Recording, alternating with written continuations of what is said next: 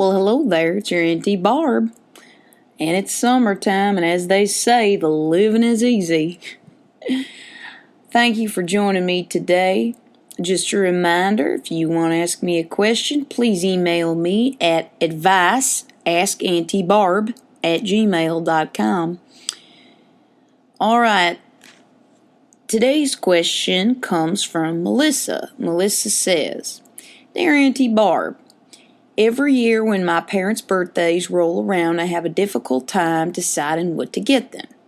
They're both over 60, have everything they need, and are retired.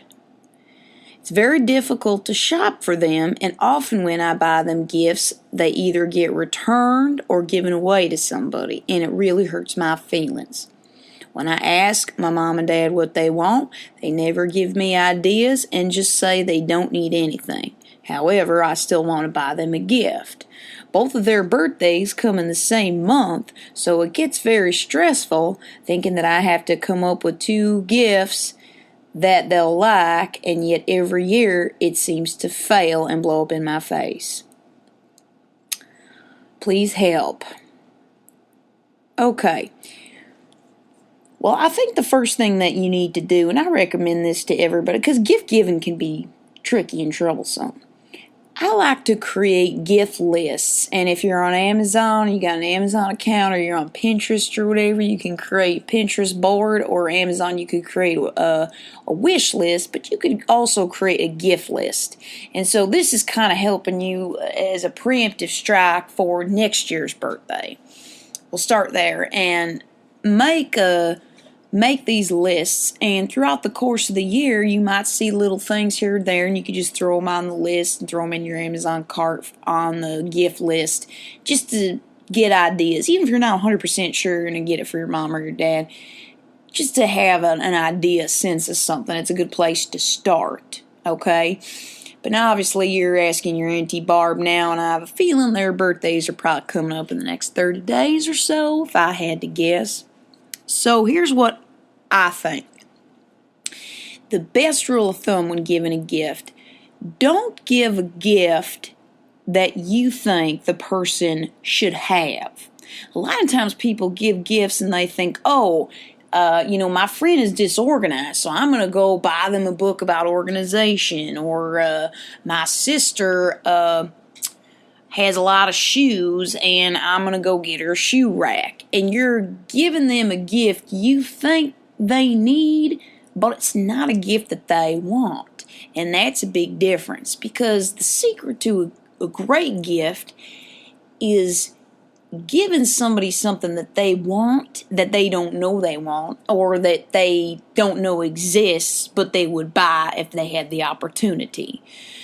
Sometimes we tend to give gifts that kind of point out somebody's flaws, like saying, oh, here's something because you're disorganized, or here's a watch because you're always late to everything.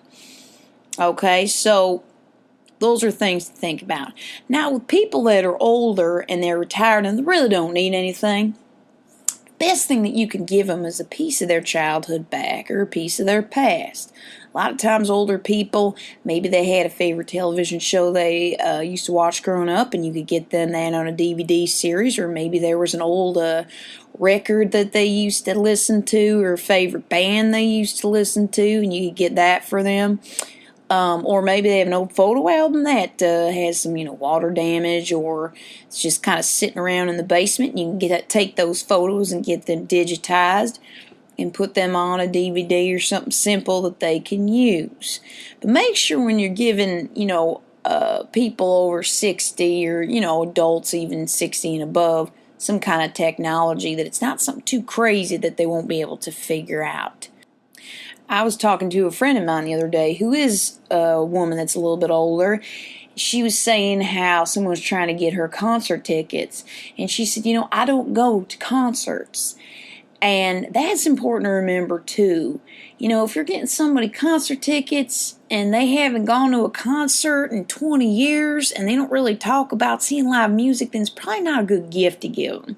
Or if you give them a gift card to a restaurant but they don't really eat out very often and they don't like crowds, then don't waste your money on those types of things, because they're just going to sit somewhere in a drawer or whatever and they're not going to get used, and you're going to feel bad and they're going to feel bad, and it's not really much of a gift.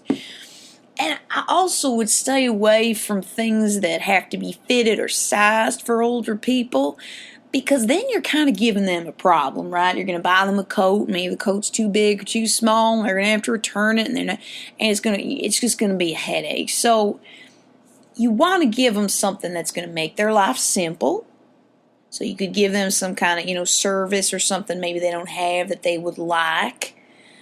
But I really do like the idea of kind of bringing back a piece of their childhood. So maybe there was a game they played as a kid, or special toy or something they had around their house as a kid, and there's something that you could bring back from their past, something that has meaning. Because those are the things that, as we get older, we tend to hold on to. Those memories, those toys we had, those special places that we visited, or things that we watched as a kid. And those are the things that you can really bring back to someone and make them smile, okay? But just be thoughtful in the gift giving, okay? All right, well, thanks for asking your Auntie Barb. That's a great question, and I hope my future listeners can look back on this one and it'll answer future similar gift-type situations, all right? Thanks for joining me on the porch today, and remember, my porch is always open. And whatever your problem is, big or small, it too shall pass.